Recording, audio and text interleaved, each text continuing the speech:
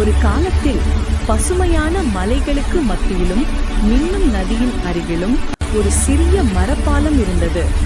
அது ஒரு உயிரினம் ஒரே நேரத்தில் கடக்கும் அளவுக்கு அகலமாக இருந்தது.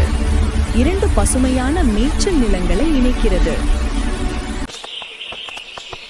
ஒரு வெயில் நிறைந்த காலை பொழுதில் பெருமைமிக்க கொம்புகளுடனும் உறுதியான நடையுடனும் ஒரு அற்புதமான வெள்ளை ஆடு பாலத்தின் ஒரு பக்கத்தில் இருந்து நெருங்கி வந்தது. அது மறுகரையில் இருந்த சாறு மிகுந்த புல்லை நோக்கி சென்று கொண்டிருந்தது. அதே நேரத்தில் எதிர்பக்கத்தில் இருந்து அதே அளவு தன்னம்பிக்கையுடனும் ஆர்வத்துடனும் ஒரு வலிமையான பழுப்பு நிற ஆடு பாலத்தின் மீது தனது குழம்புகளை ஊன்றியது. அவரும் அதற்கு அப்பால் உள்ள சுவையான பசுமையின் மீது தனது கண்களை பதித்தார். அவை குறுகிய பாலத்தின் நடுவில் சந்தித்தன. இரண்டு ஆடுகளும் பின்வாங்கவோ அல்லது வழிவிடவோ தயாராக இல்லை. அவை ஒன்றையொன்று முறைத்து பார்த்தன. கொம்புகள் சற்று தாழ்ந்திருந்தன. அவற்றின் கண்களில் ஒரு சவால். ஒரு சூடான வாக்குவாதம் தொடங்கியது.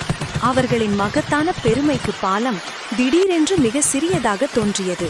வெள்ளையாடு, நான் முதலில் செல்வேன், நான் பெரியவன், துணிச்சலானவன், பாதையை தெளிவுபடுத்து.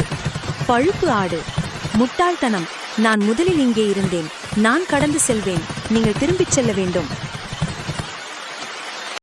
அவர்களின் குரல்கள் சத்தமாக அதிகரித்தன. ஒரு அங்குலம் கூட பின்வாங்கவோ அல்லது ஒரு எளிய தீர்வை வழங்கவோ தயாராக இல்லாத அவர்களின் பிடிவாதத்தால் காற்று வெடித்தது.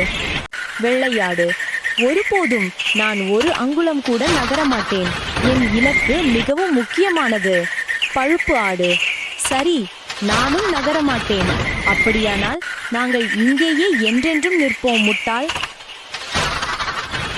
அந்த மோதலில் அந்த மெலிந்த மரப்பாலம் நடுங்கியது.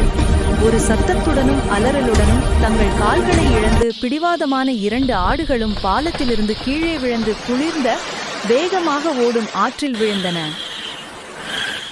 அன்று இரண்டு முட்டாள் ஆடுகளும் ஒரு குளிர்ச்சியான ஈரமான பாடத்தை கற்றுக்கொண்டன.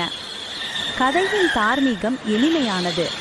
பிடிவாதமாக இருப்பதன் மற்றும் சமரசம் செய்ய மறுப்பதன் விளைவுகள் கடுமையாக இருக்கலாம். சண்டையிட்டு தோல்வியடைவதை விட காத்திருந்து ஒத்துழைப்பது எப்போதும் நல்லது.